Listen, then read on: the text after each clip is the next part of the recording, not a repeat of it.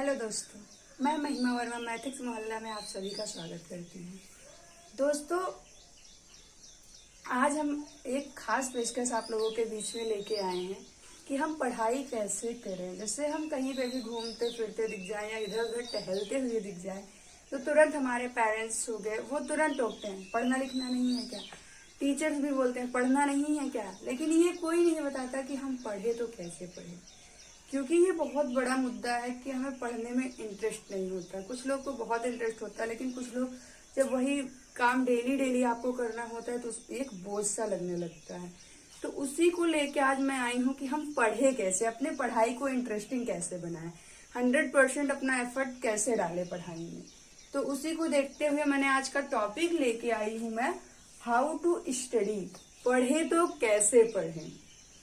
दोस्तों, आप भी जानते हैं आज का जो यूथ है वो पढ़ाई से थोड़ा डिस्कनेक्ट हो रहा है। क्या है कि मोबाइल, व्हाट्सएप, ट्विटर, इतने ज्यादा अदर साइट्स आ गए हैं कि हम पढ़ाई को ध्यान ही नहीं दे पाते। बट वहीं कुछ % लोग ऐसे हैं जो पढ़ाई को ही मोस्ट इम्पोर्टेंट मानते हैं, जिनके लिए पढ़ाई ही सबसे इम्पोर्टेंट है। आज की दुनिया में अगर आप देखें तो पढ़ना मोस्ट इम्पोर्टेंट है, क्योंकि बिना पढ़ाई के तो हमारा जीवन बेकार है। वही है ना, सब कहते हैं पुराने जमाने में भी कड़िया अच्छा भैंस बराबर। तो हम उसको क्यों फॉलो करें, हम भी पढ़ें, कुछ नया करें, कुछ नया सीखे, देखें कैसा क्या है। आज दुनिया इतना आगे निकल चुकी है। अमेरिका देखिए, जापान देखिए, कितने विकसित देशों की श्रेणी में अगर देखिए तो वो लोग कितने आगे निकल गए। लेकिन अभी हमारा भारत देश विकासशील में ही आता है, विकास के पथ पे चल रहा है, विकास कर रहा है। लेकिन हम कब विकसित देशों में आएंगे, जब हम नए नए तरीके खोजेंगे, अच्छे से पढ़ाई करेंगे, एक्सपेरिमेंट करेंगे, रिसर्च करेंगे, तभी तो हम भी आगे बढ़ेंगे। तो उसी को देखते हुए मैंने आज का टॉपिक चुना है, हाउ टू स्टडी, पढ़े तो कैसे पढ़े। इसमें मेरा जो पहला पॉइंट है वो है डिजायर फॉर लर्निंग, सीखने की इच्छा। जो हमारी इच्छा है, जैसे पढ़ाई में हमें क्या है कि इच्छा व्यक्त करना कि हमें इसको सीखना ही सीखना है।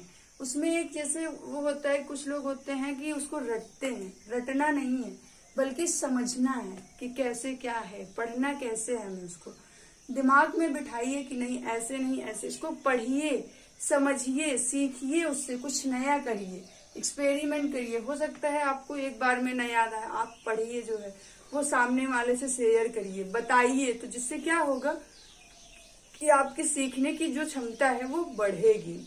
अगर आप देखेंगे एजुकेशन में जो है नए नए एक्सपेरिमेंट हुए हैं, बंदरों पे हुए हैं, कैसे वो सीखता है, बिल्ली पे हुआ है, चिंपैंजी पे हुआ है। बिल्ली के तो एक कमरे में बंद कर देते हैं, उसके बाद वहीं पे एक बटन लगा देते हैं, देखते हैं ये खोल के निकल पाती है कि नहीं। लेकिन वो सीखते सीखते सीखते सीखते ट्राई करते करते उस बटन पे पहुंच गई, खुल गया, फाइनली वो निकल गई। पहली बार में उसे काफी टाइम लगा, लेकिन दूसरी बार में बिना समय गवाए वही बटन क्लिक करके बाहर निकल जाती है।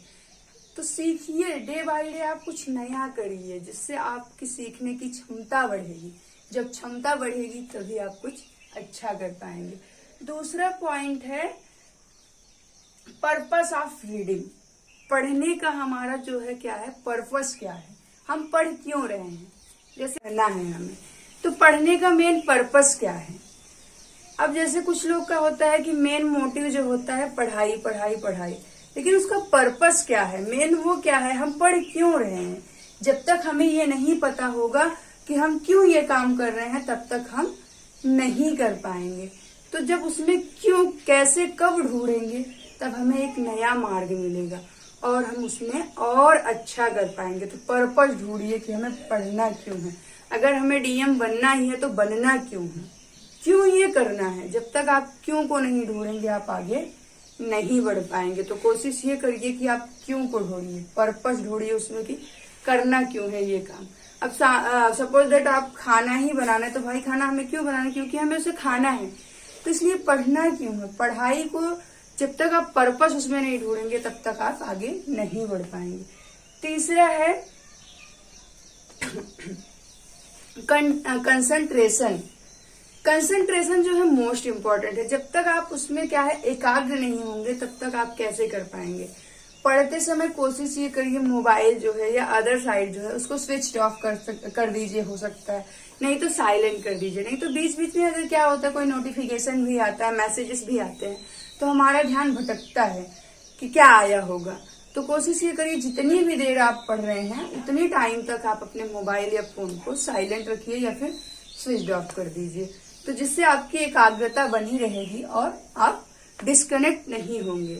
और आप पढ़ते समय ये ध्यान में रखिए कि बीच बीच में ब्रेक लेते रहिए। ब्रेक लेने से क्या होता है, हमारा माइंड भी रिलैक्स कर लेता है और अगला पॉइंट हम आराम से उसको लर्न भी कर सकते हैं। पांचवा है जो हमारा पॉइंट है, चौथा जो है मेमोराइजिंग।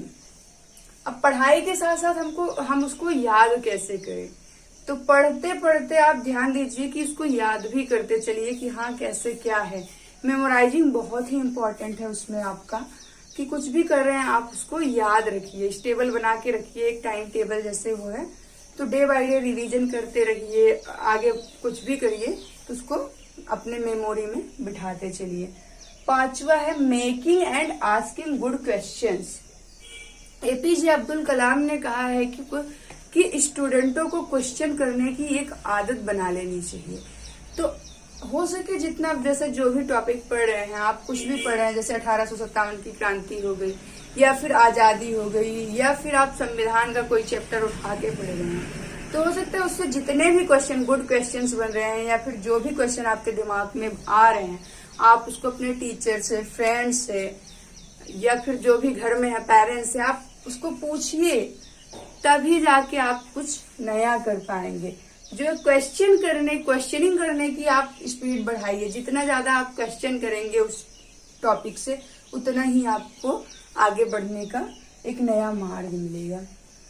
छठवा है लर्निंग फॉर प्रैक्टिकल वर्क। प्रयोगों द्वारा सीखना। जैसे क्या होता है, हमारा साइंस का कुछ टॉपिक है, उसको जब तक हम प्रयोग नहीं करते तब तक हमें समझ नहीं आता। जैसे कुछ लोग लैब में, कोई भी हुआ, आप लैब में गए, उसका प्रयोग किए, वो हो गया। अब अभी एक हमारे ही चैनल पे है अंडे का फंडा वीडियो है, उसमें क्या है कि देखिए कैसे वो समझाते हैं, तो उसको भी आप देख सकते हैं। मतलब इसमें क्या है, learning from practical work. Practical करके देखिए, जितना हो सके कोई भी चीज आप कर रहे हैं तो उसको प्रैक्टिकल करके देखिए, समझिए, कुछ सीखिए। अगला है हमारा लर्निंग फॉर डिस्कशन। जैसे कहीं कहीं पे भी मैंने देखा है, जैसे कोई कोचिंग इंस्टीट्यूट हो गई या फिर कहीं कोई सेंटर है, आप वहां जा रहे हैं तो वहां एक ग्रुप डिस्कशन जैसा वो माहौल बना देते हैं, 2 टीमों में बांट देते हैं और क्वेश्चनिंग करते हैं एक दूसरे से। तो ये भी बहुत अच्छा मतलब आपका वो है कि आप एक दूसरे से डिस्कशन करके भी आप समझ सकते हैं, क्वेश्चन कर सकते हैं, पूछ सकते हैं, पढ़ने का एक नया तरीका विकसित कर सकते हैं। तो आप इसको भी डिस्कशन भी कर सकते हैं, उसमें एड ऑन कर सकते हैं, कुछ भी हो गया। 8वां है हमारा रिवीजन इज इम्पोर्टेंट। दोस्तों आप कितना भी पढ़ लें, जब तक आप रिवीजन नहीं करेंगे तब तक आप सब भूलते जाएंगे।